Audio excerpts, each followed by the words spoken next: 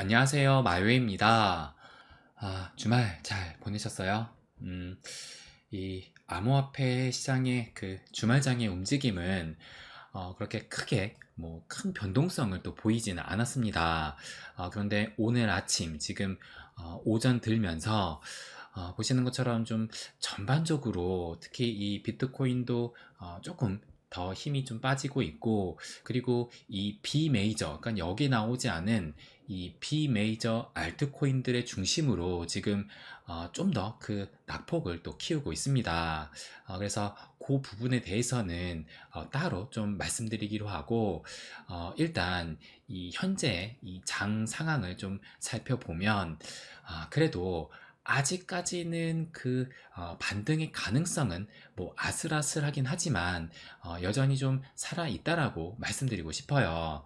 그래서 제가 지난 토요일 요 영상을 통해서 지금 이제 반등이 나온다라면 지금 이 시점에서는 반등이 나와야 된다. 그래서 반등 포인트로 지금이 중요하다라고 말씀을 드렸었는데, 그러면 제가 말씀드린 그 토요일 이후로 어떻게 지금 이 비트코인이 흘렀는지 또 체크를 해보면, 보시는 것처럼 이때가 이제 금요일 65K까지 또 하락을 하는 그런 움직임을 보였다가 이때였어요. 그래서 제가 토요일 오전에 영상을 찍었을 때 이때가 반등이 나온다라면 지금 이 시점에서는 반등이 좀 필요한 시점이다 라고 말씀을 드렸는데, 그래서 결국에는 토요일에도 이 위치에서 큰 변동성을 보이지 않고 제가 좀 중요하게 말씀을 드린 요 51선을 지키면서 마감을 했고, 그리고 일요일에도 마찬가지로 51선을 지키면서 한때는 거의 뭐 67K까지 뭐 터치는 못했지만 뭐 거의 67K까지 수준으로 갔지만, 그런데 보시는 것처럼 지금 오늘 오전 들면서 지금 살짝 좀 그 힘이 빠지면서 현재는 66.3K까지 내려온 상황입니다.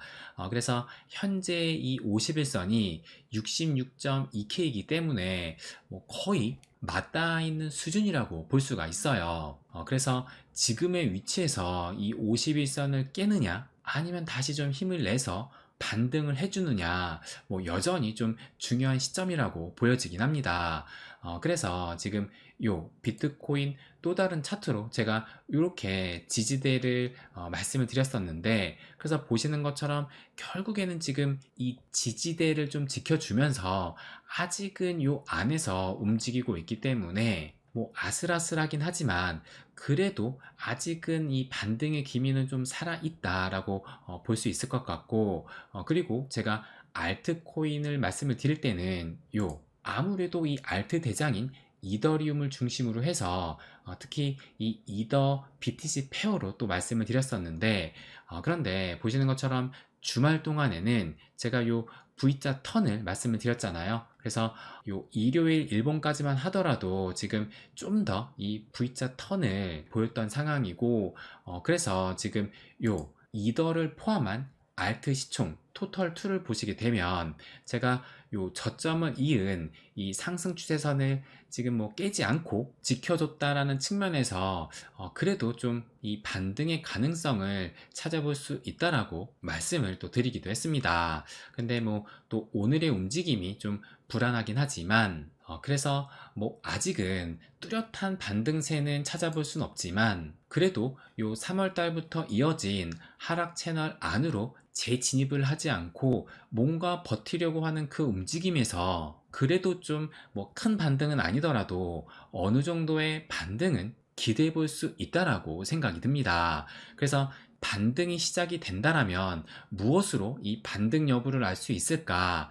그 기준을 한번 좀 제 생각을 말씀을 드리면, 일단 여전히 보시는 것처럼 요 하락 채널 안에서 움직이고 있기 때문에 지금 요 하락 추세선을 뚫고 올라가는 그림이 나와야 그래야 반등세가 좀 나왔다라고 볼 수 있을 것 같아요. 그렇다면 요 하락 추세선을 뚫는 그 가격대가 지금 오늘 일본 기준으로 했을 때는 대략적으로 여기니까 요 가격대가 지금 67K, 그러니까 67K를 좀 올라서야지 그래야 반등세가 시작이 되는구나. 그렇게 좀 판단할 수 있을 것으로 보입니다. 그래서 지금 현 시점으로는 이 67K 위로 올라서는 것이 그 무엇보다 좀 중요한데, 그러기 위해서는 요 달러 지수의 움직임이 중요하다라고 생각을 해요. 그래서 주말 동안에는 이 달러 지수가 움직이지 않다가 이제 월요일인 오늘부터 이 달러 지수가 움직이게 되는데, 그래서 지금 현재도 지금 뭐 큰 폭은 아니지만 소폭으로 이 하락이 아닌 좀 상승을 보이고 있고, 그리고 요 국채금리도 체크를 해보니까 보시는 것처럼 이 상승 쪽으로 흐르고 있어요. 그래서 이런 것을 볼 때 이 달러 지수가 좀 하방으로 가야 이 비트코인도 좀 긍정적인 흐름을 기대할 수 있을 텐데, 일단 현재 흐름으로 봐서는 살짝은 좀 불안해 보인다. 이렇게 또 볼 수 있을 것 같습니다. 그래서 일단 뭐 미 증시가 오늘 밤에 어떻게 시작이 되는지, 또 그때쯤 돼서야 이 달러 지수도 본격적인 방향성을 보일 수 있기 때문에 일단은 좀 지켜봐야 될 것으로 생각을 해요. 그러면 일단 현재 장 상황은 이렇게 말씀을 좀 드리고, 요 업비트의 상황부터 좀 보여드릴게요. 그래서 여길 보시게 되면 지금 전일 대비 그 낙폭이 뭐 토카막 네트워크가 마이너스 12%, 아하 토큰도 마이너스 12, 뭐 센티널 프로토콜도 마이너스 12. 보시는 것처럼 지금 뭐 그 시총이 낮은 뭐 일명 잡코인 또는 뭐 김치코인 위주로 비교적 큰 낙폭이 보여지고 있습니다. 그렇다면 이것이 왜 그러느냐? 뭐 아시는 분들은 아시겠지만 얼마 전부터 요 얘기가 계속 좀 나오고 있어요. 그래서 이것도 어제 나온 기사인데, 보시면 이럴 수가 코인 600개 종목이 상장 폐지 검토에 패닉이다라는 이런 기사가 또 나왔습니다. 그래서 이 내용이 보시는 것처럼 국내 거래소 코인 전수 심사 돌입을 해서 총 29개 거래소에 600여 개 종목의 코인들을 일시적으로 심사를 해서 기준을 미달하게 되면 유의 종목으로 지정을 하고, 여기에서도 해소가 되지 않으면 상장 폐지까지 갈 수 있다라는 이런 뉴스가 전해지면서 지금 보시는 것처럼 이런 특히 이 잡코인, 김치코인 위주로 하락이 나오고 있어요. 그러면 좀 더 자세하게 살펴보면, 여기 좀 보시면 조금 전에 말씀을 드린 대로 이 정부가 현재 이 600여 개의 종목에 대해서 상장 유지 여부에 대한 심사를 시작을 하는데, 기준에 미달될 것으로 파악이 되는 경우 거래 유의 종목으로 지정된 뒤 상장 폐지까지도 될 수 있다라고 얘기를 합니다. 그러면 이게 언제부터 시작이 되느냐?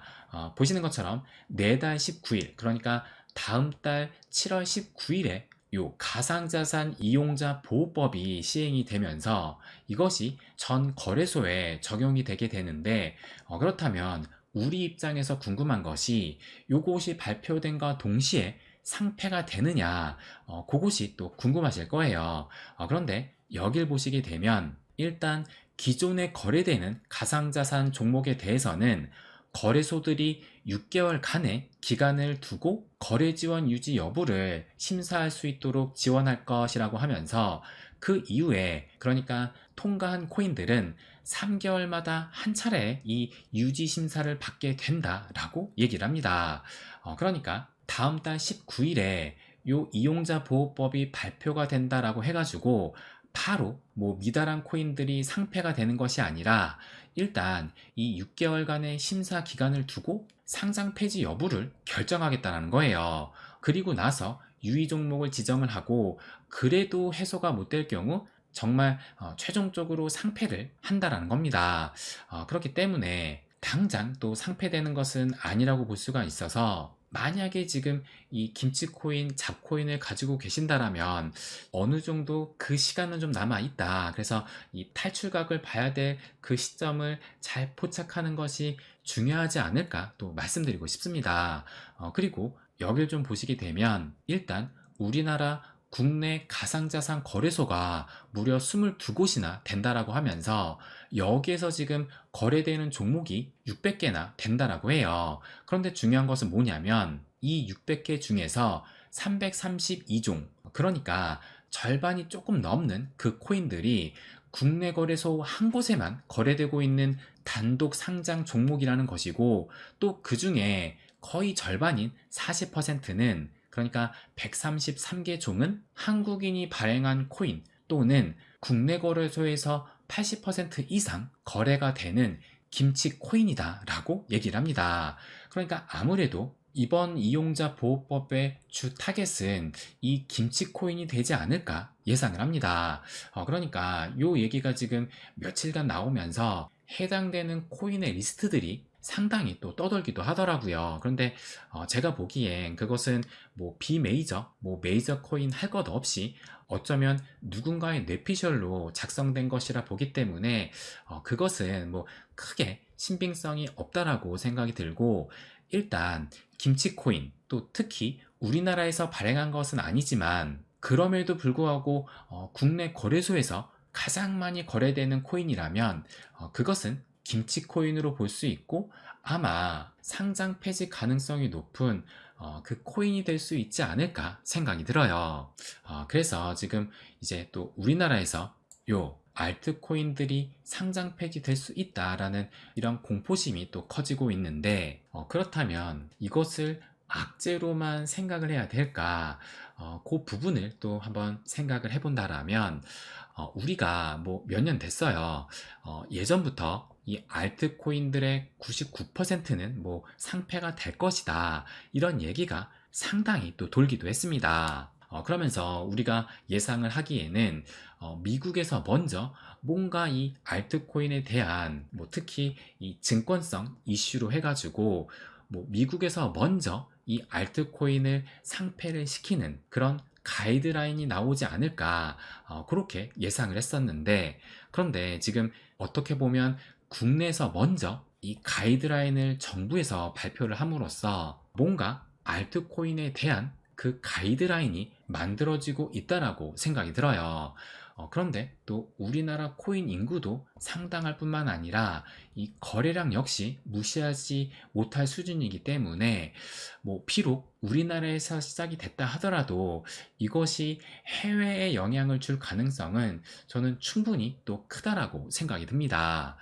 그리고 또 중요한 것이 뭐냐면, 뭐 여러분도 아시겠지만 알트코인의 상당 부분은 쓰레기인 것이 팩트이기도 해요. 그렇다면 이런 일은 언젠가는 벌어질 일이었다 생각할 수도 있어요. 그것이 점점 가시화되고 있다라고 생각이 듭니다. 그런데 이것은 달리 생각을 하게 되면 이 암호화폐 시장이 점점 제도화돼가는 그 과정이라고 볼 수 있다는 겁니다.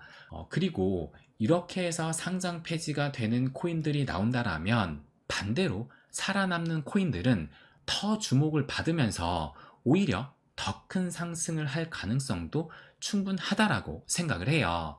그렇기 때문에 이것이 반드시 악재라기보다는 분명히 긍정적인 부분도 있다라는 것을 말씀드리고 싶습니다.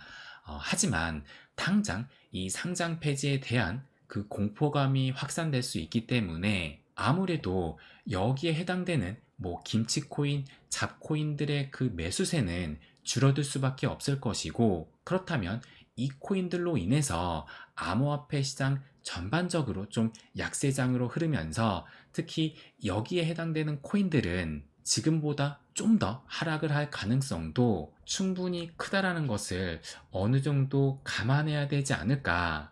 그래서 특히 이 매수를 하는 것은 좀 주의해야 되지 않을까, 그 부분을 또 말씀드리고 싶습니다. 그래서 기존 투자자라면 아무래도 이 매수세가 줄어들 수밖에 없기 때문에 이 탈출각을 잘 좀 재봐야 될 것이라고 보이고, 그렇다고 당장 뭐 상폐되는 것이 아니라 6개월 뒤에 상폐될 가능성이 높기 때문에 아직은 좀 시간이 있다. 그래서 이 타이밍적으로 현명한 판단이 좀 필요하지 않을까, 그 부분을 또 마지막으로 말씀드리고 싶습니다. 네, 그럼 오늘은 여기까지 하겠습니다. 항상 제 이야기 끝까지 들어주셔서 감사드립니다. 부자가 되는 길, My Way.